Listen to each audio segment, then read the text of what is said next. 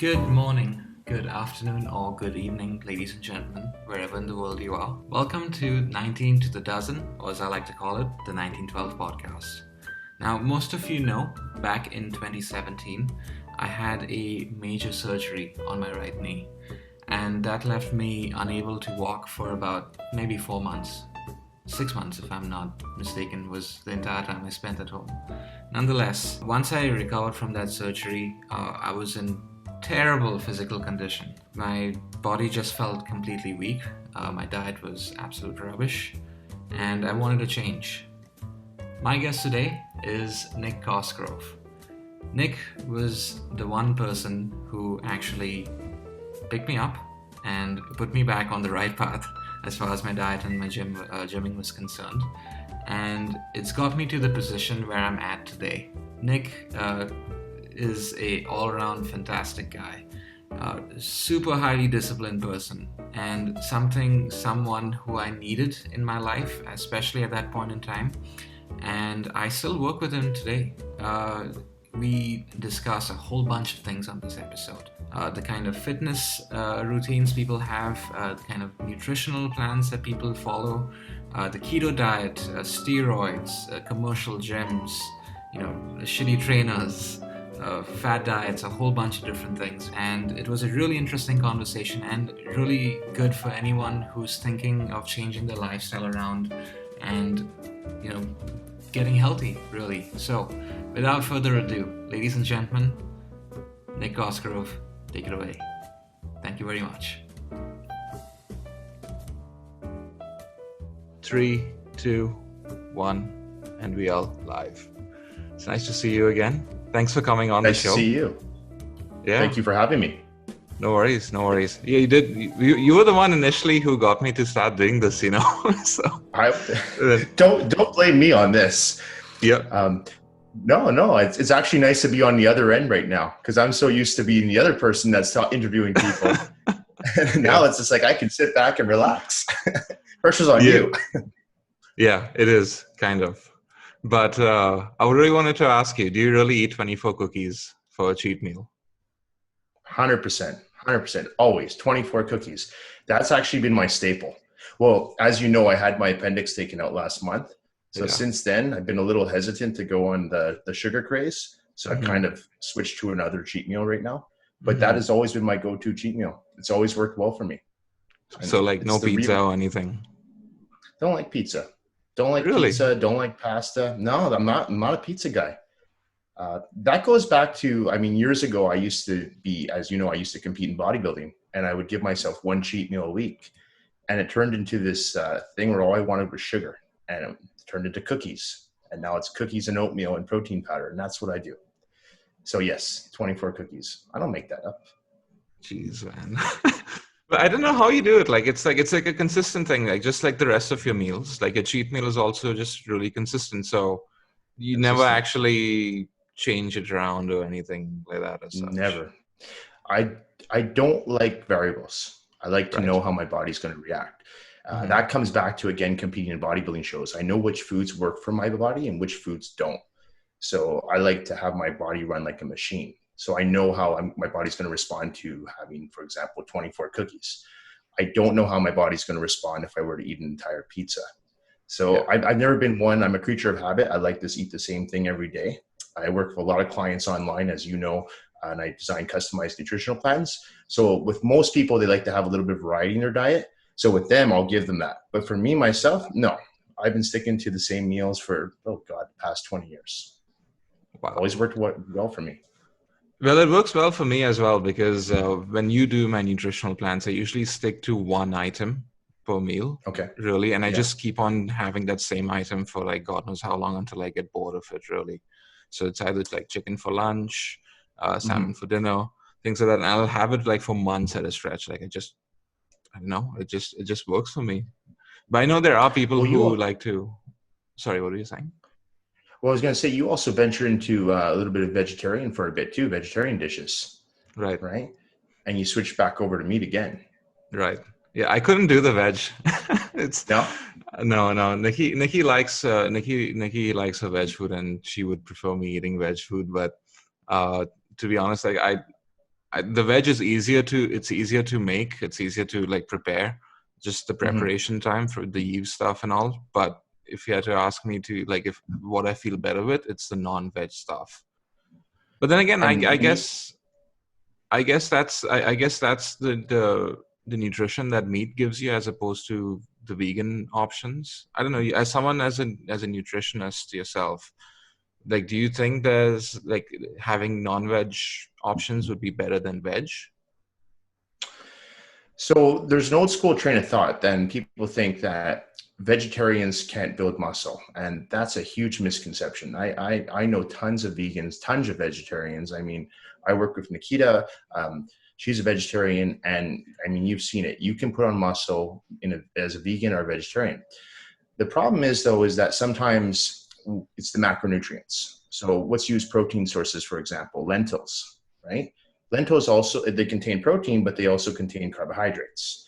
So the problem is if someone's trying to lose weight and they're following a vegetarian diet, you have to be careful with their carbohydrate intake. So if I'm giving someone, let's say, half a cup of lentils, I'm not going to give them a cup of brown rice. I might give them maybe a third of a cup of brown rice. Whereas someone like yourself, I'm using, say, a chicken breast as my protein source. I don't need to worry about how much carbs I'm going to give you. I might give you a full cup of brown rice because there's no carbs in that protein, in that chicken breast. So it's a little bit more challenging working with vegetarians and vegans, but it's not impossible. You just have to build around what the person's goal is. I come from a new train of thought where I think you can build muscle whether you're a meat eater, a vegetarian, or a vegan. I don't think that one way of eating is better than the other. What do you think of the carnivore diet? um, So all these diets to me are fads. I mean, I've been doing this for over 20 years now. So I see a lot of these fads come and go, and people jump on the bandwagon and they, it was if it fits your macros diet, keto diet, and carnivore diet. Carnivore diet's nothing new. It's been around for a long time. It's just regurgitating itself in a new sexy format.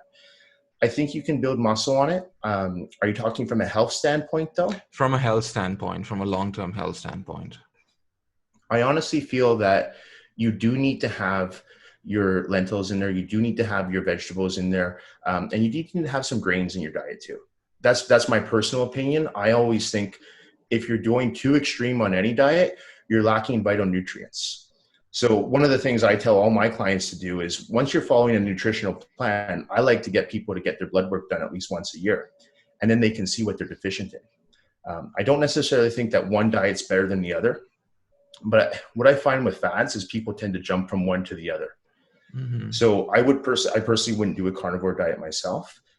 I like to have a well-rounded, balanced diet. Yeah. You've always been that type, and you give carbs as well. Really? Yeah, but I'll tell you. Yeah, so when I first got in this industry, I got some really bad advice. I used to work with these old school coaches who their mentality was stuck in the 1980s. I was doing 2-3 hours of cardio a day to get ready for shows. I was dieting on very, very like zero carbs, zero fats, just protein. I was miserable. I had no energy. And I'm telling you the truth, I didn't really look that good when I got up on stage. So then I thought there's got to be a better way to do this. And that's when I started learning about nutrition. And I started learning that no, carbs don't make you gain fat. Now, if you're having simple carbs, yeah, that's not good. Too many carbs, yeah, that's not good. But too many calories in general will make you gain weight. So it's learning not just about the macronutrients, but learning about the micronutrients. And that's so important. That's where I think there's major misconceptions when it comes to dieting. And people count their carbs, they count their calories, they count their fats, but nobody looks at the quality of the food that they're eating. So to me, a calorie is not just a calorie, and a carbohydrate is not just a carbohydrate. So, I mean, you can have, let's say, pizza. You brought up pizza earlier. Pizza versus, let's say, brown rice. Well, they're both technically carbs, but we know the brown rice is a better carb. We know that. But, there's a lot of people that don't know that. And they think, well, a carb is a carb. And that's where I go into more about the quality of the foods that you're eating. Mm-hmm. And that's why I find makes a big difference in not just how you look aesthetically, but how you feel, how you perform in the gym. I'm a firm believer that, you have to have a long-term goal. You can't just have a short-term goal and say, well, I'm going to cut this macronutrient out for 6 months and see what happens. That's never a good idea. So it's always good to have a good balance of different macronutrients, essentially. So what would be, in your eyes, the major ones that people should really focus on when it comes to their health? The main thing I think people need to focus on and they don't focus on is sugar intake. I have a lot of clients that come and work with me and they say, I'm eating this food, it's low fat this, no fat that. And then I look at the food that they're eating and it's loaded with sugar. Well, you turn around a packet of, the Rogers sugar packets. Yeah. You turn that around, you read the nutritional label, there's 0 grams of fat in that. It's sugar. So I think people need to start reading the sugar labels. So when you're eating something, you have to say, well, how much sugar is in there? And I always, a rule of thumb with my clients, I always tell them, if it has more than 5 grams of sugar per serving, put it back. And condiments are notorious for that. People have ketchup, barbecue sauce, honey mustard, all these things that are loaded with sugar. And think, well, I'm eating really clean, so I'm going to, put barbecue sauce all over my chicken breast. That kind of ruins the whole idea of dieting, because now you're just loading up on that barbecue sauce, which is loaded with sugar. And it sounds funny, but I see it so often, Kane. It's crazy. People, they'll work with me online and I'll see their diets. I'll say, send me what you're doing. You've worked with me online. So I like to take a look at their plan. And I'm like, oh my God, this is why this person has gained so much weight and can't lose weight. They're eating the right foods, but they're adding a whole bunch of junk on top of that. Condiments, oils, all this stuff that they're told is okay or it's healthy, and really it's not. So some people prefer to have so I guess with chicken breast like as is really bland. It tastes horrible. So Yeah. What kind of condiments would be good for someone to put on their food without having to sacrifice the nutritional value of that? Yeah. So one of the things, your fiance, Nikita, she knows spices. I'm a huge believer in using spices on a lot of foods. Spices are great. You can get some low sodium spices. One of the ones I recommend is a common spice called Mrs. Dash. As far as condiments are concerned, I like to use things like sugar-free ketchup, mustard, just regular mustard. It can even be a little bit of Dijon mustard. You have to look at things like relish that's low in sugar, soy sauce, so you can get low sodium soy sauce, crushed garlic. So there's things that you can add to your food for more flavor, but you shouldn't, in my opinion, you shouldn't be adding things that are loaded with sugar and preservatives. That to me is not a good way to go. So again, as far as condiments are concerned, I don't go too far off. I know you like to do the sriracha sauce. Yeah, I love it. Did I get you hooked on that? Oh, yes, you did. Yes, you did. I love that sauce. I put it on everything right now. Yeah, and there's a lot of condiments like that. So the ones I usually stick with are the hot sauces. Most hot sauces are okay. Soy sauce, I like to go with the low sodium soy sauce, especially for people who are sensitive to sodium and retain water quite easily. Bragg's is a great soy sauce. I use that a lot. I always promote it on my Instagram. I think it's a great one to use. Sugar-free ketchup, like I mentioned, Dijon mustard. And as far as spices, I'll go Mrs. Dash, cinnamon. There's tons. There's lemon herbs that I'll use. Even put a little bit of lemon on your chicken too, right? So I'm not a fussy eater. I've grown up eating like that, so I don't think I really crave the sugar condiments that some people do. But those are usually the condiments that I'll recommend to people. How do you do it though? You are one of the most disciplined people I know, honestly.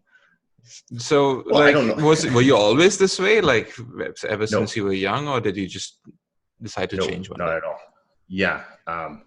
So I'll give you a little background on me. What happened was I actually never even planned on being a personal trainer. I never planned on working in the fitness industry. What happened when I was a teenager, I hung out with the wrong crowd and I got into quite a bit of trouble growing up. I was kicked out of 3 different schools. So I had my trouble as a teenager. Yeah, quite often. And what I found is that, the gym brought me a sense of discipline. So when I started working out, I first started working out when I was about 16 years old. And I found that just gave me just good direction and focus. And, all my friends were continuing to do the bad things. And I just focused on, I'm going to go to the gym. I'm going to exert energy. Work out. I was doing it for my body at the time. Like most teenagers, I just wanted to look better. And what transitioned is I started to actually get results. And what I found was if I went to the gym hungover from a night of drinking with my buddies, I'd feel like crap. So I cut out the drinking. And then I found that, I'm eating all this bad food, but I'm working out, but I got a bit of a belly. So maybe if I cut this bad food out and I eat good, now I start to see abs. So it just started to happen. And the gym actually was what gave me that direction just to have more discipline in my life. How I became a trainer was that people in the gym started noticing my results and asking me for advice. And, I would work out with somebody here and there. And then I realized, I might as well start charging these people because they want my advice. And what happened was you need to get licensed and certified. So I'm like, well, I'll go do that. And I mean, I was training people on the floor when I was 18 years old. I was doing it prior to that, but I was doing it illegally back then. I didn't have certifications. But I've been doing this for a long time. And honestly, that's how I became a trainer. I never planned on working in this industry. I've never worked for a gym in my life.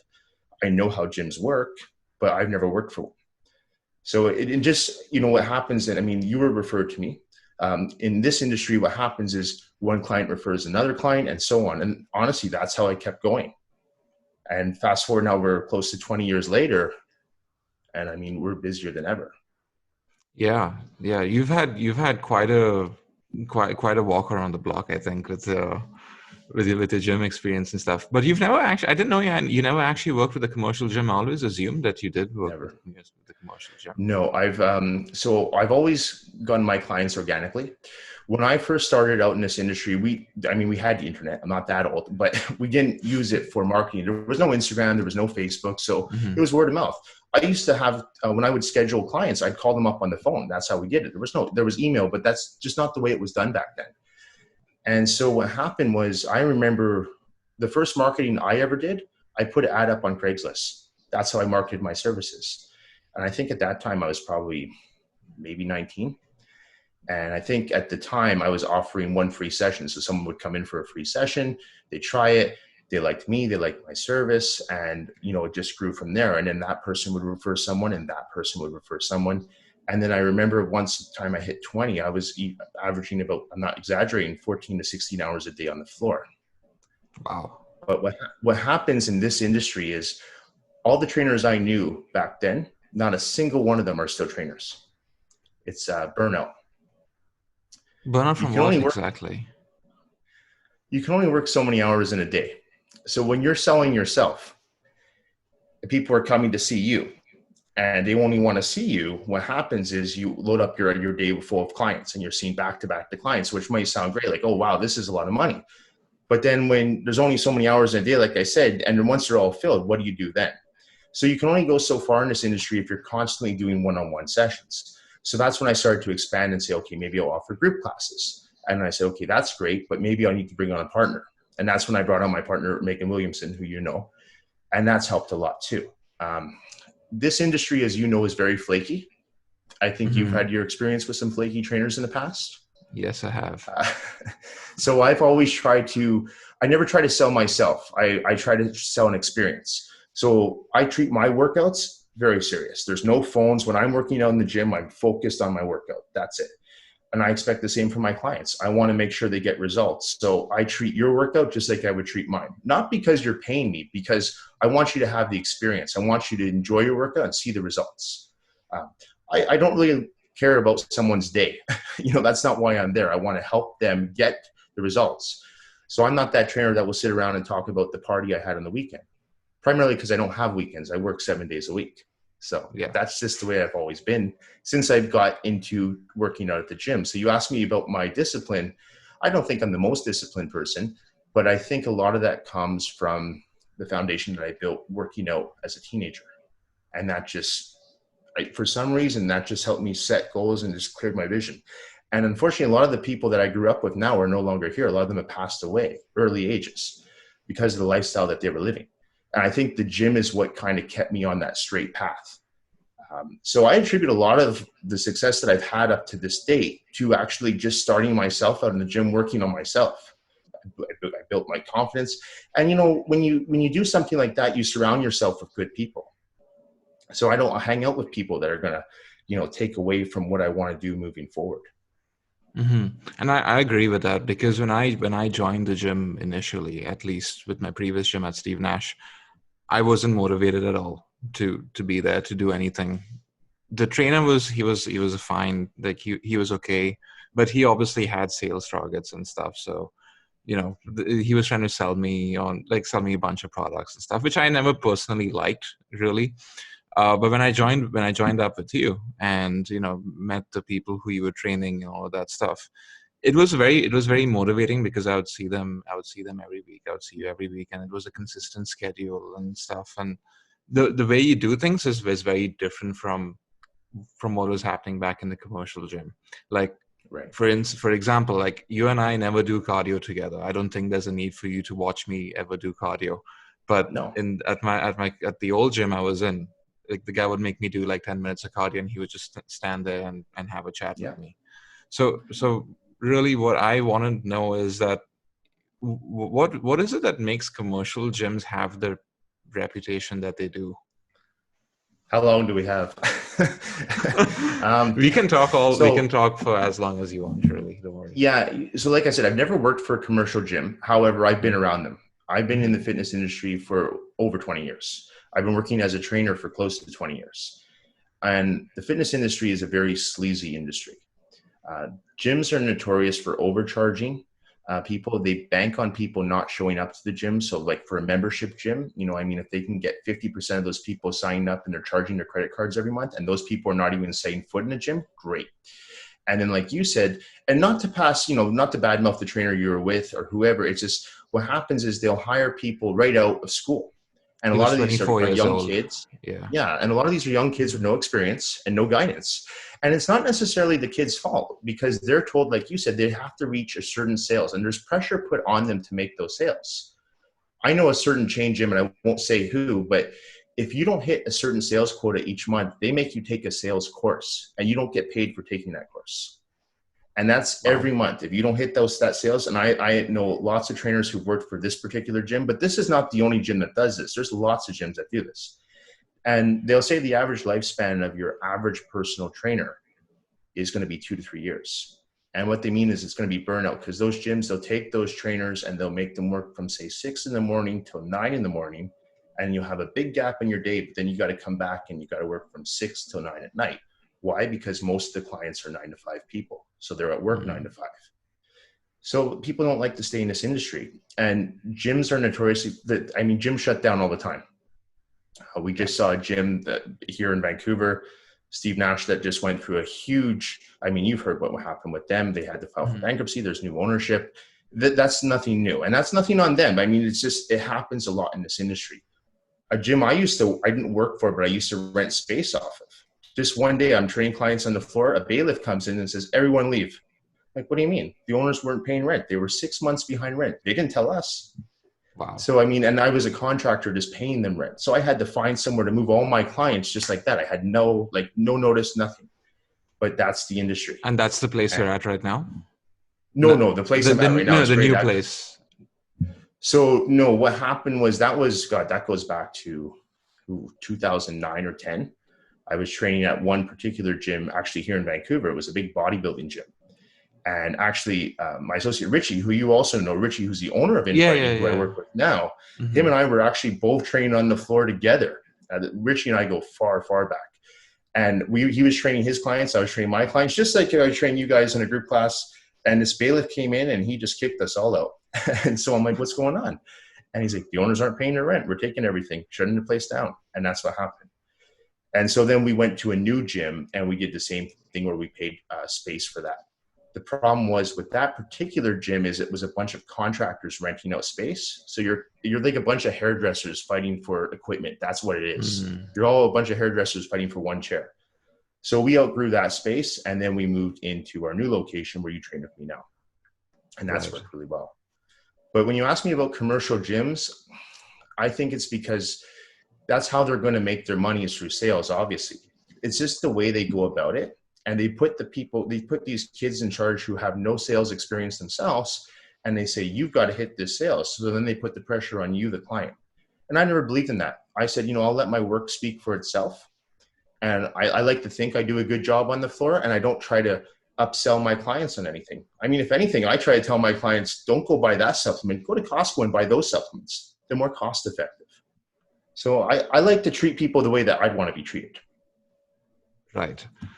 You've clearly been like in this thing for like a really, really, really long time, and I've seen many, many different facets of it and stuff. Really, what I want to know is like for someone who hasn't ever gone to the gym, who's never has never been working out, whatever. What advice would you give them to begin working out?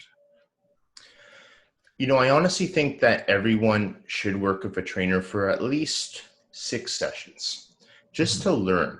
And, when you go into a gym, don't just take the first trainer they hand you. Ask for testimonials. Ask how experienced this trainer is. I mean, that's a huge thing. I mean, one of the things, okay, everyone's got to start from somewhere, and I get that. And I'm not saying don't give a new trainer a chance, because there's some new trainers out there who are fantastic. And you just got to give them that chance. But like you said before, you shouldn't be working with a trainer who puts you on a treadmill for 10 minutes. That's a perfect example. But I really think what I see in gyms these days, especially when I visit commercial gyms, I'll go to a friend's gym or I'll train at a commercial gym in the Valley, and I'll see what I'll see is people doing things in the gym, and they're doing them either with terrible form, or they'll do a set and they spend 10 minutes on their phone and they'll go back and do a set, and then they wonder why they're not getting results. So I think and I'm not just saying this because I'm a personal trainer, but I actually think, looking back, I was very lucky when I first started training, because I was surrounded by a bunch of bodybuilders that took me under their wing and they taught me everything I knew. That doesn't happen anymore. That commodity doesn't exist, because everyone's zoned in on their phones. So you don't talk to anyone in the gym anymore, but that's where I made a lot of my connections. I used to skip school. I'm not kidding you. I would skip school. I'd leave at lunchtime. I'd be gone. I'd go to the local gym, and all the guys there were like in their late 50s, early 60s. They were all bodybuilders, retired bodybuilders, and they taught me everything. And so I learned that, you do a set, you go again, you do a set, you go in. Just like when you're with me, look how much volume we do in a workout. Your phone never makes an appearance on the phone, right?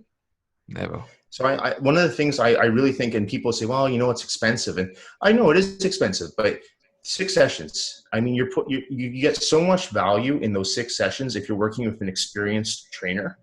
And you got to do your due diligence. You got to do your research on that trainer. Don't just, like I said, don't just take the first trainer.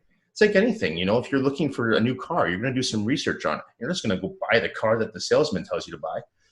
So I honestly think that's the biggest mistake I see people making who just join a gym. They just go in and think, well, I saw this cool move on YouTube, so I'm going to do that. Or The Rock does this workout, so I'm going to do that. And then they end up injuring themselves, and they never want to go back. So I guess you need to have those personalized. You need to have it personalized to your own body type, I guess, which people don't realize. Yeah. And unfortunately, it is a very flaky industry. I compare it, I've got 2 clients who are hairdressers, and they know what I'm talking about, because that industry is very flaky too. I have another client and I have another client who's a real estate agent, and his industry is extremely flaky too. Because unfortunately, with these industries, you don't need much education. I mean, a lot of these people can get their certification within a weekend if they need it. So you really have to focus on, okay, where's this person coming from? What's their education background? Are they experienced? If they're not, am I willing to give them a shot? And if you are, maybe they can give you a discounted rate because they are new. I mean, when I first broke into this industry, I was giving free sessions out. I had to, because I didn't have anyone to give me testimonials. Nobody was spoon feeding me clients. I didn't work for a gym, so I had to get all those clients myself. And then once you build yourself up, okay, well, that's different. You don't have to give away anything free anymore. You let your service speak for itself. How many clients do you have now? So it's funny you asked me that, because actually we did a count today. What we typically do at the beginning of each month, we're a little behind right now, was we do a whole client list. So we see, okay, have any clients left our company? Have any clients joined our company? So currently online, I'm working with, 102 clients. And on the floor, right now, combined with Megan and myself, we're at 168. Wow. So yeah, we have over 200 clients. A lot of my clients who work with me online don't live in Vancouver. Some of my clients don't even live in Canada. So where they've heard about me, again, is through word of mouth from their friends. And a lot of my clients, like yourself, they work with me both online and in person. Mm-hmm. So we're very lucky and very fortunate to have the clients that we do. How does the online thing work though for you? Took me some time to get used to it, because I'm an old school guy. I didn't get my first computer till I was 25 years old. So yeah, that's how. But the first time I heard about online training, I thought, this is weird. This will never catch on. And what happened was, I was working with a lot of clients on the floor, and they started asking me for training programs that they could do when they would travel. I have a lot of clients that travel. So I was designing them plans. Back then it was on pen and paper. And then I realized, I'm doing all this extra work on the side. I should be charging for this, because this was taking 2-3 hours out of my day. I'd come home at the end of the day and be writing programs. Mm-hmm. And so I started doing these programs, and more people wanted these programs. So it started with training programs. And then what eventually happened was it led to nutritional plans. And the nutritional plans are they make up probably, I want to say, about 40% of our revenue. And the reason why I think is because a lot of people, they see the benefits of training, but then they see even further benefits when they get their nutrition in check. And that's not me trying to make a sales pitch. I think I see people, I work with a lot of people, and I think I've told you this, clients of mine who have terrible diets. Yep. They make okay gains, but they don't make significant gains. And I tell them, I'm like, you'd lose that spare tire if you just cleaned up your diet, because you train so hard, but then you go ruin it with pizza, burgers, and beer. So it's just like you're stepping 1 foot forward, 1 step back. So you're never really moving forward. And then when people like yourself and Nikita, when you start getting your diet in check, regardless if you're working with me or just you're cleaning up your diet on your own, that's when I start to see, I'm like, oh my God, their waist is shrinking, their arms are getting bigger, their chest is bigger. Like, you really start to see, with women, I see like the glutes start to get higher, like things that they're firmer, the guys start to get bigger, more muscular, leaner. So you really see that when the diet takes over. So online training was something I thought would never take off, but I've been doing it now since, I want to say 2008. And yeah, it's about 40% of our revenue in total. That's pretty cool. I actually didn't know that it accounted up for that much of your revenue. But I do think that nutritional plans are very, very important to have, because I see a lot of people going to the gym, working out hard, and then eating junk afterwards. It's like you said, you take one step forward, 2 steps back, really. So like, how much should someone give an importance to the nutrition versus workout? So there's this old saying, and they say 80% diet, 20% training. And I think that's pure crap. I think it's 50-50, because I know people who've got great diets, but then they don't train with weights. And I know people who train really hard, but they've got shitty diets. So I think they're equally important. I don't put more. I don't say that this dieting is more important than training, or vice versa. I think they're equally important.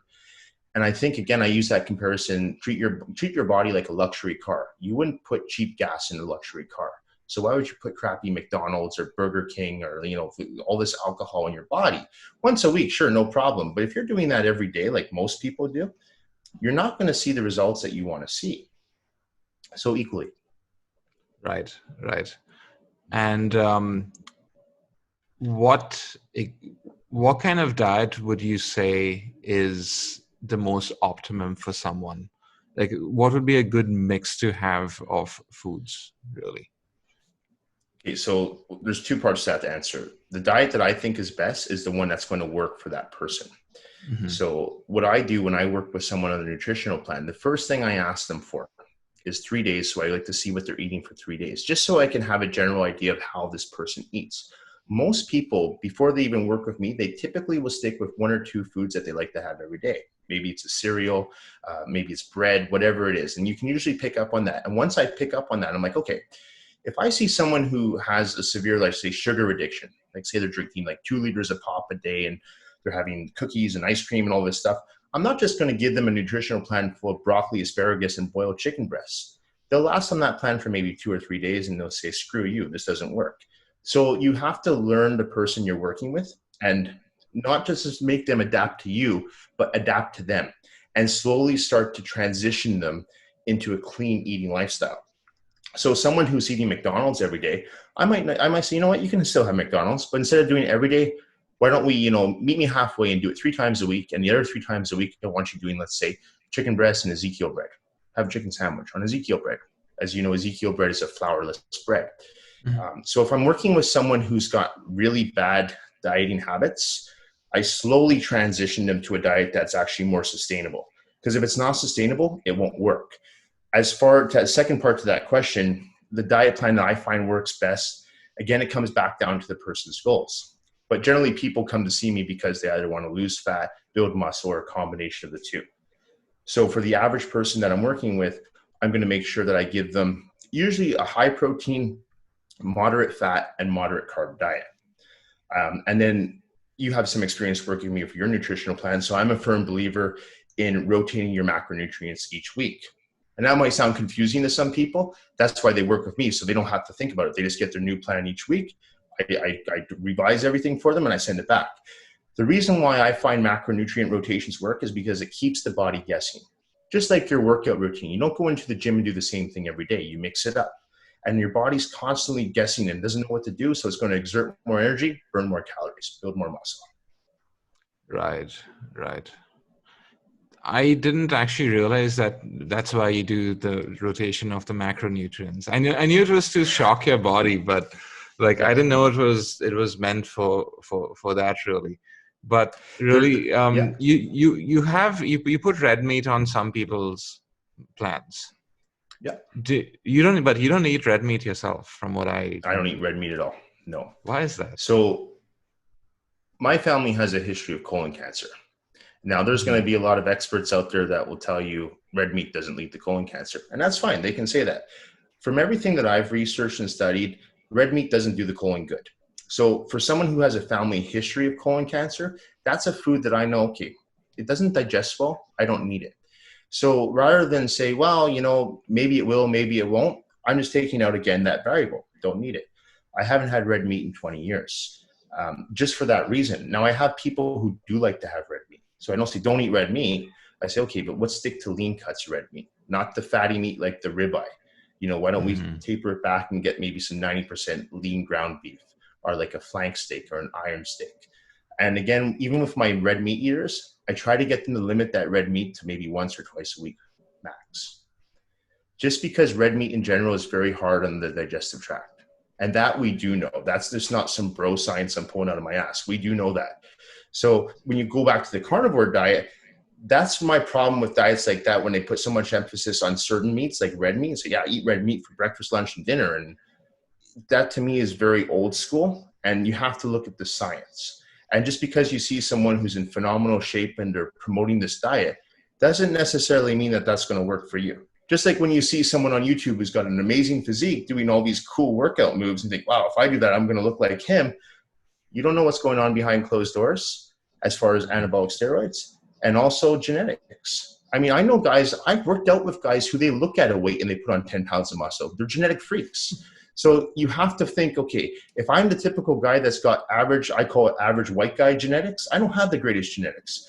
Also, I don't use anabolic steroids. So I've got to work to my body what my body can do.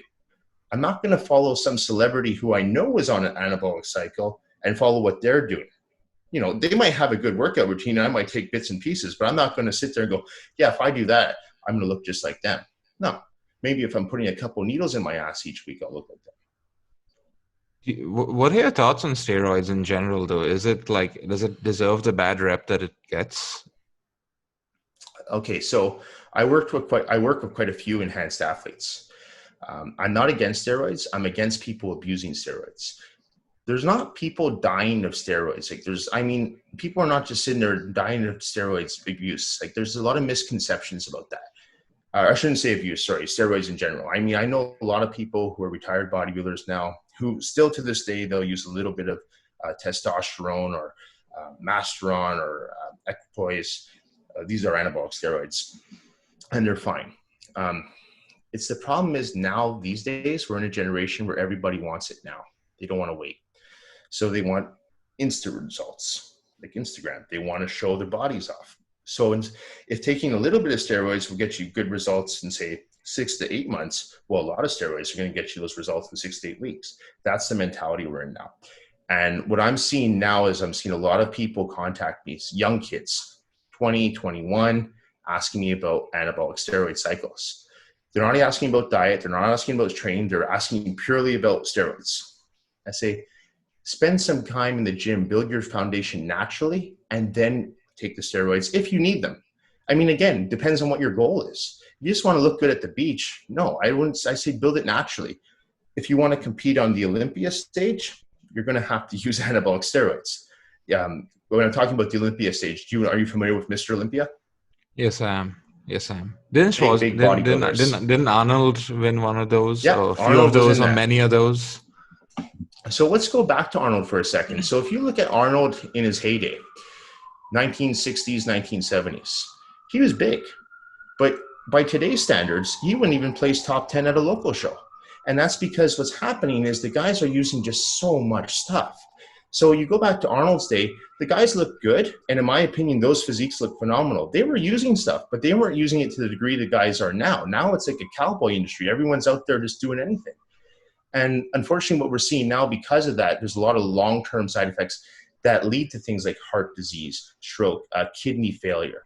So those are the problems. So when I said previously that nobody's dying of steroids, not directly, but indirectly when they abuse it, it can lead to like the results that you just don't want to get, especially with the side effects. So I'm not someone who sits there and goes, steroids are bad, because I don't believe steroids are bad. They have their place. But I'm someone who says if you abuse them and you get side effects, well, shame on you. You should do your research. So in your opinion, when do you think would be the ideal time, if there is an ideal time to use steroids? Well, the only time I personally think anyone should use steroids is if they plan on competing in a non-tested fitness competition. Okay, because what happens then is if you use them, it's not illegal. I mean, it is legal to use. We're not advocating anyone use steroids, but they don't test you. So the judges already know that mostly everyone, especially if you're competing at that level, is going to be using something. You want to be on the same playing field. You don't want to be a natural and compete against someone who's using a whole bunch of stuff, because if you're looking to win, you're not even going to place. That's the reality. If that's a person who doesn't want to go the steroid route, I usually try to tell them to go to a natural show. Okay. The only people, in my opinion, that should be using steroids are if they're trying to compete at that level and go for their pro card. And honestly, I think someone needs to be training like hard for at least 5 years in the gym before they even look at a steroid. Because what happens, you get a lot of these kids who are 17, 18, and they just want to start taking stuff. They go on YouTube and they Google cycles and they see all these things and they take it. And they don't know what their true potential is. They haven't even built their foundation yet. They're still growing. So what's happening, they're already burning out all the reserves already. So they never have anything left. So I think people need to reach their true genetic potential by training hard and dieting for at least 5 years and then look that way. Is it Towards possible though? Is it possible to get a body like, let's say, The Rock without steroids? There are some genetic freaks out there. I mean, I know some guys I trained with who are just, their genetics are crazy. They don't look like The Rock, but for natural, they look unbelievable. They look better than some guys. I could show you some guys in the gym at a local gym who I know who are using. You'll go, yeah, right, because they don't look like they're using, because they're not training hard. Their diet is shit, but all they're doing is put a needle in their butt. So steroids are not a magical drug. If you're not going to put in the work, you're going to look like a fat slob. But if your training is in check, your diet's in check, and now you're taking those steroids, well, yeah, your body's going to look a little bit more enhanced than the natural guy. I'm not bashing The Rock. I think The Rock is great. I think he trains hard. I think he follows a good diet.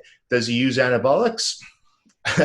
I'm not going to say, but if I wouldn't bet that he doesn't. Okay. So, that's none of my business. But you know what? He still trains. And from what I see, and from everything I know about, I don't know The Rock personally, but everything I've seen him, he knows his nutrition. I believe he has a nutritionist who he works with called Hani Rambod, who's also the nutritionist for the current Mr. Olympia, Phil Heath. So to give you an idea, a nutritionist terms, he's also the guy who writes the drug cycles. That's what those guys are. But they also do diet, but they do the steroid Yeah, but cycles. he has like thousands and thousands of calories in a day. Like there are times I see him on Instagram and like he's got like this giant stack of pancakes, and I don't know, he probably eats maybe 10,000 calories in a day or so. Well, I don't know his diet, but I would imagine I know what you're referring to. And so his epic cheat meals that he does, I think a Yeah. lot of that's for shock value. But at the same time, I can relate. You asked me earlier about the 24 cookies. When you're on a severe diet, and don't forget too, he does some film roles where he has to be on a very clean diet of just like white fish and rice 7 to 8 times a day. I've seen those diets that he posts that he has to follow. Those don't look too sexy. So not many people pay attention to those diets. But he has to look a certain way. So when he gets to have that one cheat meal a week, yeah, you're going to go to town. And I know some guys who will easily put back 10,000 calories in a cheat meal. So Jeez. there's other things, though, that go on behind the scenes. And I'm not saying The Rock here, but for example, I know bodybuilders who I work with who they'll go out and they'll have like 3 or 4 cheat meals a week. And then they'll post their abs on Instagram. Be like, how is this guy in such phenomenal shape? And then behind closed doors, they're taking fat burners. When I say fat burners, I mean pharmaceutical fat burners, not the ones that you would go buy at your local supplement store. These are illegal fat burners. And growth hormone. Growth hormone will allow you to eat a lot of calories and burn a lot of calories. So a lot of people don't know I that. didn't know you get fat burners which you can buy pharmaceutically or that are illegal. So one of the most popular fat burners is called clenbuterol, and that's actually something that they give to horses. So it's not something that you would actually give to humans, but bodybuilders get their hands on it. And that's when you see bodybuilders who are on stage and they're sitting at like 2% body fat. You're like, how is this guy at 2% body fat? It's hard to get down to that low body fat percentage unless you're using something to help you. It's because the body doesn't like to go that way. I mean, I myself, if you look at my contest photos, you can tell I'm not at 2%. I'm probably about 5 or 6%. For me to get that extra 4 or 6%, I could diet as much as I need to, but my body's going to reject it. It needs that extra boost.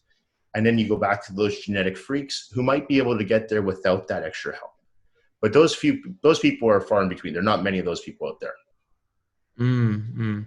But what is the ideal body fat then in that case? I would assume 2% is just like it's grotesquely unhealthy. I don't think that's I'll good at tell you, all. the last 2 weeks before a show, I'm always like, I try to be in a good mood on the floor. But when I'm done, I don't want to talk to anybody. It hurts. Your body is in pain. It actually even hurts to sit because you got fat on your butt. So I remember sitting in times in chairs and I'd be like, my butt hurts, or just walking in my feet and my feet would hurt. Because you're right. Your body is not healthy to be that low body fat. You can't stay at 2% body fat year round. I mean, you would die. So for men, and I don't really measure body fat, I always look at the person. I say, well, you don't look like you lost weight, so we need to cut something out or give you more cardio. But if you're talking like what a healthy body fat, my personal opinion for men, I like to see the guys between 12 to 14%. I think that's a good healthy body fat year round. And for women, I find anywhere from 18 to 22%. There's factors that you have to take into consideration. I don't like to say just general guidelines because the person you're working with, you don't know what the system is. They might have an inactive thyroid. You could be working with someone who is taking some medication that's causing them to gain weight. So you have to be very careful with just putting everyone under certain guidelines, and you have to look at the person you're working with. You don't know what the health conditions are. So just to say to someone, you should be at 12% body fat, maybe that person would do better if they're maybe at 15% body fat. You know?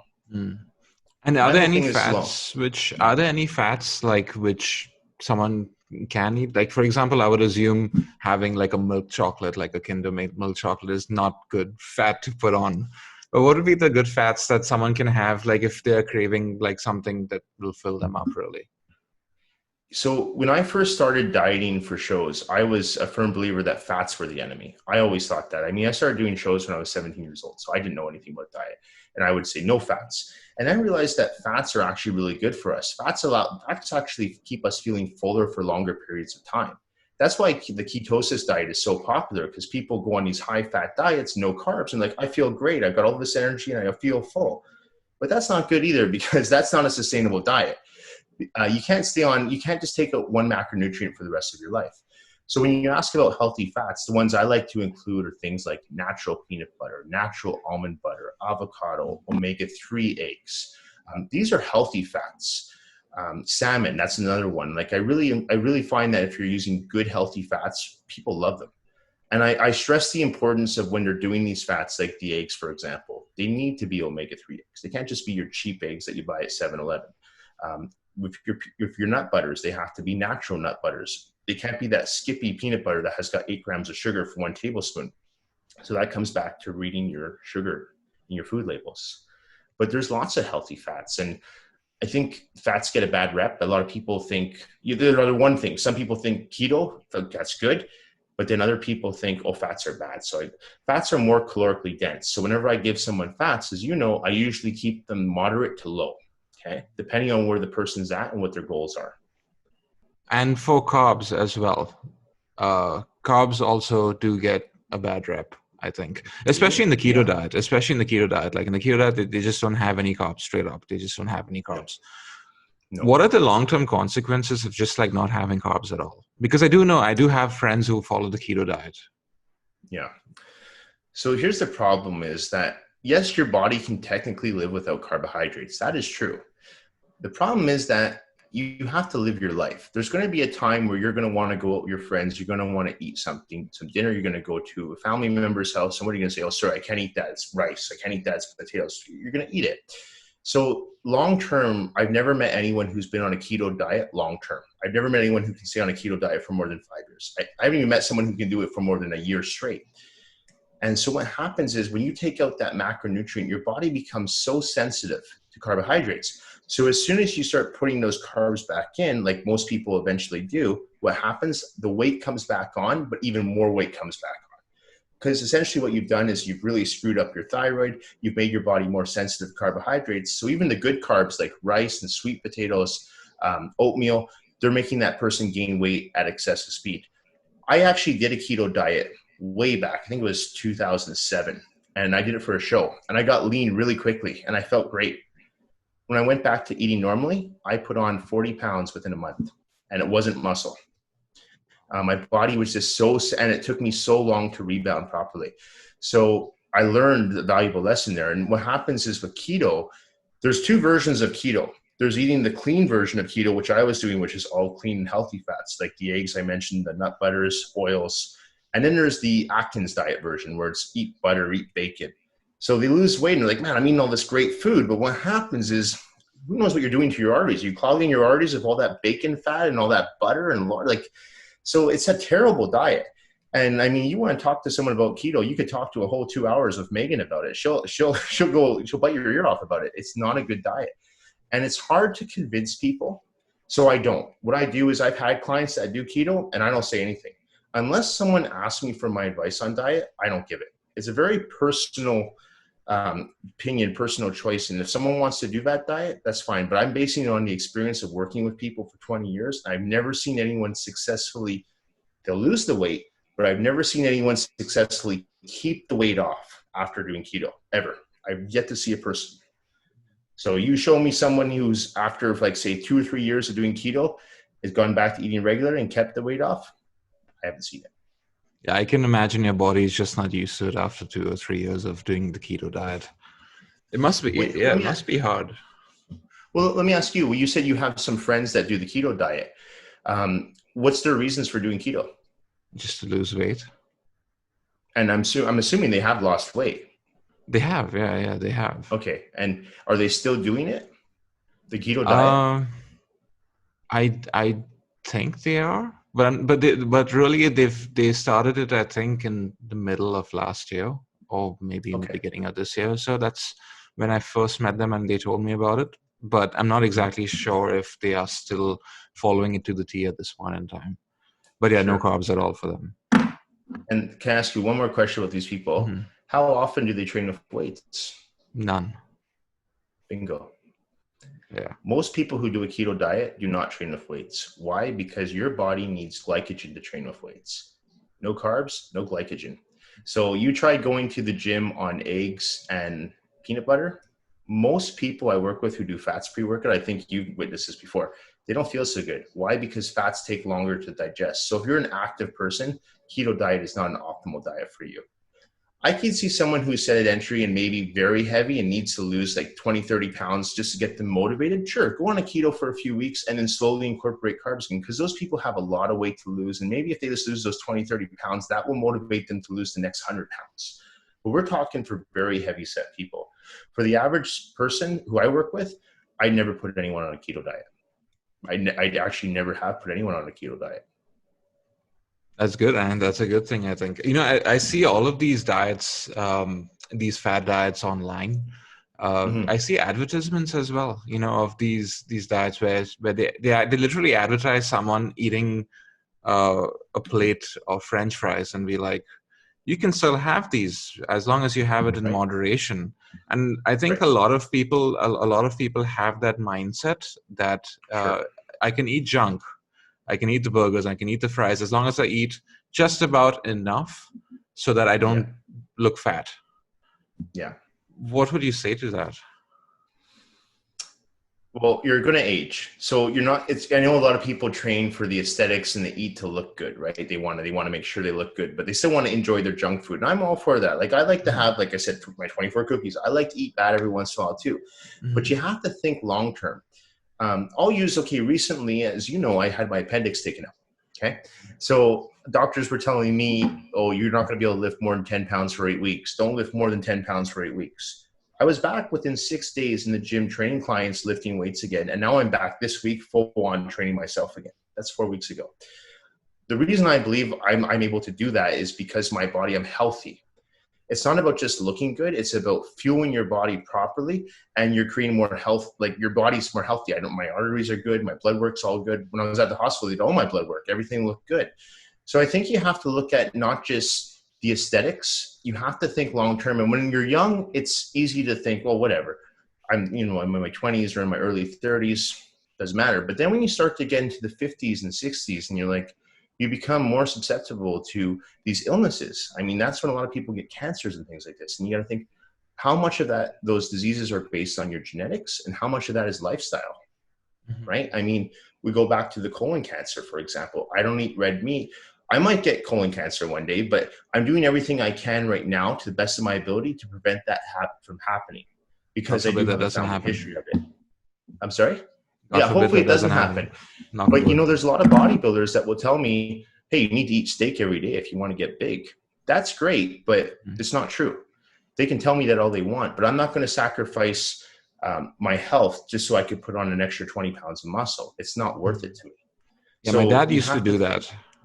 My dad, he used to have steak like every evening. Okay, yeah. And if you see my dad, he's a big guy. Like, I mean, he used to train, and he still trains and stuff, but he's got diabetes now, and he never used to have anything sugary. Really? But, yeah, type 2 diabetes. Yeah. How old was he when he got it? Like, literally this year, he was born in 62, so he's what, 52? He's young. Yeah. So no, he's 61, born in 62. 61, 60, 61. I guess, right? Yeah. Yeah.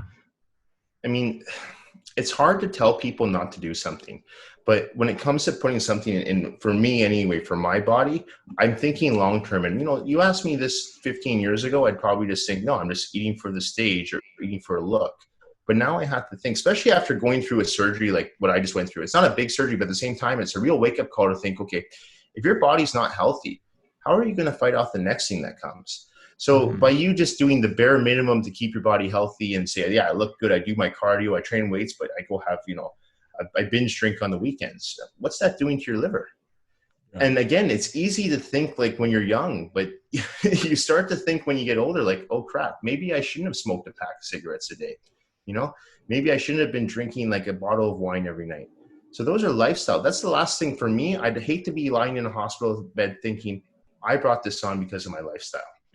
If it's something that came just because genetics, okay. But because of my lifestyle, that to me right there, I'd be like, I can't believe I did this to myself. Yeah, that's something that I need to kick myself, is the smoking part of it. Because I did the grouse grind last week.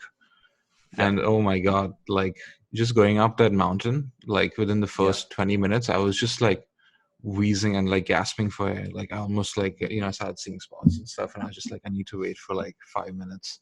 I did it in about an hour and 20 minutes.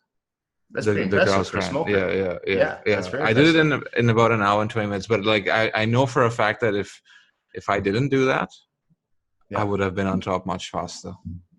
Well, tell me, how much do you smoke a day? Do you smoke half a pack a day or? No. Maybe let's say about 4 to 5 at most. Yeah. And how long have you been smoking for? Oh God, since I was 20. I'm 31 right now. Yeah. So, I mean, again, you could go and say, hey, there's guys who are 95 and they still smoke a pack a day. And there are those few, those genetic elite, again, the genetic freaks who somehow they're fine. They don't have any lung cancer. They're fine. That could be you too. You could be fine. But you have to, again, look at statistically speaking, it doesn't look so good. So I'm more of a science guy and a statistic guy. And if I'm looking, those nods don't look in my favor, I'm not going to put my number or my dice on that card. Like I'm going to, so what do you plan to do about that with the smoking? Like do you want to quit? Yeah. I mean, it's one of those things that I know that if I put literally like my 100%, 1000% in it, I'd do it. Because if anything, what really taught me the discipline was actually starting the gym and doing it consistently, and the diet as well. Because before I met you, my diet was absolutely bollocks. It was horrible. And now every time I have something outside of the meal plan, I just feel like absolute shit, even though I know that Yeah. it's just one thing. It's probably not going to add anything, but it's the mindset that I have Sure. at this point in time. Yeah. So as far as the smoking is concerned, that is something that I've found ridiculously hard to get over. Like I tried vaping, Yeah. like I tried vaping, and Okay. I still have my vape at home. It's just that it's not the same. I don't know. It's not the same. Now here's the thing. I have 2 clients and they own a vaping company. I don't know much about vaping. Is vaping, in your opinion, is vaping more healthy than smoking? It makes you feel better, I feel. Okay. But I know it, but Yeah. from what I have read, that Okay. vaping does cause something called popcorn lung or something like that. Okay. Basically, because of it being actual vapor and not smoke, Yeah. Yeah. um, condenses in your lung and it forms like, depending on the flavoring which they put inside, I think the blueberry flavoring has some issues with causing lung problems. Right. Depending on the kind of flavor, it can cause issues with your lung and you can't breathe properly and stuff. So it's not exactly like smoking, but Sure. the effect is more or less the same. One thing what I liked about vaping is the fact that if I vape, like it doesn't smell. Like Okay. it's not going to smell on you or anything like that, and the flavor is nice. It Right. tastes good, whatever. But I never really got into it. If you hadn't changed to, and I'm just asking you this, I'm just wondering, if you hadn't changed to your current diet plan and the way that you work out now 3-4 times a week in the gym, would giving up smoking even come to your train of thought? No. No. So it kind of comes back to, and you asked me earlier, how do you have that discipline? And I don't think I am the most disciplined person, but I do think it comes back to that gym. And even during COVID-19, I mean, we had the luxury of training at a private facility. So when everybody else was in lockdown, we could still train, right? Mm. And that was great. But the last 4 weeks, I wasn't able to train myself because of the surgery. It drove me nuts. Like, it actually drove me nuts. I was like, I'm missing a part of my day. And unless you're someone who works out regularly, you won't understand what I mean by that. But once you take something that you do every day for about an hour to an hour and a half out of your day away and how it makes you feel, all of a sudden I could easily see myself slipping up on my diet. And I did. I'd be like, well, I'm not training today, so I might as well just eat this, or I might as well skip that meal. I could see myself going down a slippery slope. So I find that the gym actually gives me back and it gives me more focus. So in your case, Right. I think in a way it does the same, and it makes you want to develop better habits. Mm-hmm. Yeah, for me, I think I just need to take that and replace it with something else. Yeah. I just haven't found what I need to replace that with, because I maybe it's the sensation of actually smoking that cigarette, or the feeling that you get in your mouth or something. I don't know. I haven't tried nicotine patches. I did try one of those nicotine gums once, and it tasted absolutely horrible. Like I wanted to throw up when I had it. So Yeah. I just haven't had it since. It was disgusting. Well, it's hard, right? I mean, my brother, he's been smoking since the age of 11. I mean, we're from Montreal. Everybody in Montreal smokes. Yeah. So, I mean, he just recently quit last year, and he told me he just quit cold turkey. But he said, honestly, he was like the moodiest person to be around. My brother's a very easygoing guy, so I never really see him get mad. But I mean, even like when he was trying to cut back, he told me, he's like, I'd lose my shit on everybody. So it's a hard thing too, because again, you're taking something that you're so used to, and as you know, nicotine is so addictive. So it's hard to just get off of it, right? I don't know. I think the same thing though. I think it can go the other way too. I know people who are addicted to exercise, and that's not healthy either. There's a lot of people like that who exercise 2-3 hours a day. So it's hard to find that balance. And I'm not the person to ask, because I'm definitely not the most balanced person. I'm a workaholic. Yeah, you're a workaholic. That's absolutely true. I don't know how you do it, man. Like I don't know how you you have that thing in you to just like focus. It's funny because I have a lot of clients who I train who are like me, and a lot of times what happens is you sacrifice a lot though. If everything you put is towards your work, and in my case, my work and my health, you lose out on a lot of things too. Like, I mean, I don't really go to social events. You have a relationship, all these things that you build. And, if you're doing work, it's hard to have a relationship outside of the gym. It's hard to like just do regular things like normal people do. In my mind, though, if I have a goal, I'm laser focused on it. I want to achieve that goal. A lot of my clients who are extremely successful, they're the same way. And for them, going to the gym that hour of the day, I have people that come into the gym and they hand me their phone because they know they're not going to be looking at Instagram or anything, but they're going to be checking emails.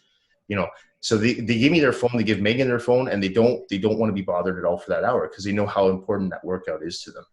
So I think it's just being laser focused. But again, I'm probably the worst person to ask for balance because I'm definitely not a balanced person. I'll admit. I think you're balanced, man. Like, at least as far as like your health is concerned, that's a very good balance. Another thing, Kane, I will tell you this though, with the way I am and the way my body is, and you talked about, supplementation, nutrition. For me, it's so important to follow that because of the performance on the floor too. I'm on the floor for a good, sometimes 10, 12 hours a day now. So I need to be able to perform at optimal levels with clients. I can't give my last client of the day shitty service just because I'm tired. I have to give the client I see at 6 p.m. the same service I'm giving those clients I see at 6 a.m. So to do that, I need to fuel my body with nutrition and proper supplementation. Right, of course. Makes sense. Yeah. Anyways, I think I'll let you go now. It's been about an hour. And has it been an hour? Yeah, it's been about an hour. Been an hour. Yeah. I try and keep these at about 1 hour or so. But it's awesome having you on.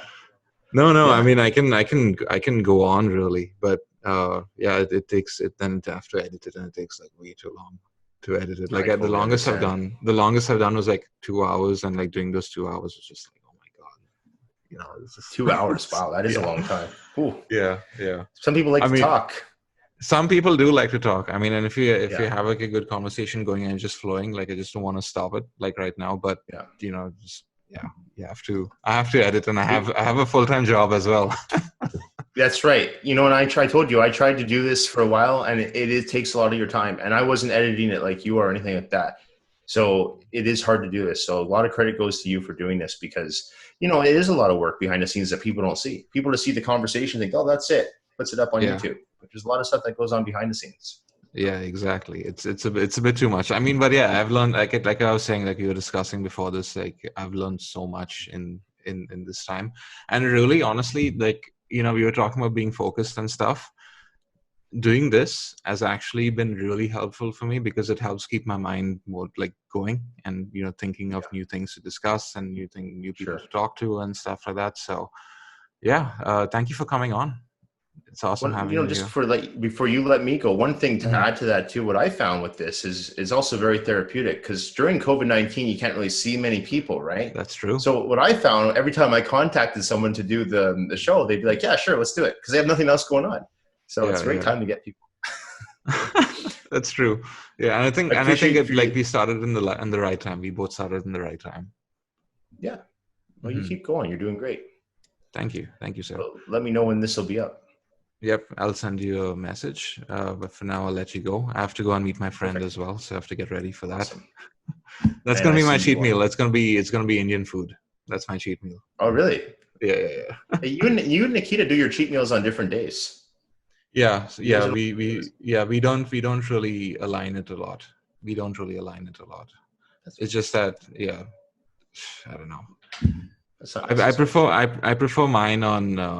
I prefer having mine on Sundays, my cheat meals on Sunday, just because then I get to start my week and you have those 6 days. Saturday is like a good day for me as well because that way we go to the gym, we do the legs workout and stuff. You're a creature. Yeah.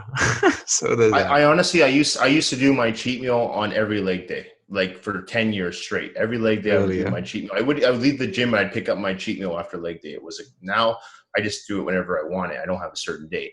But like you said, you have to actually factor in how's this meal going to make you feel tomorrow, right?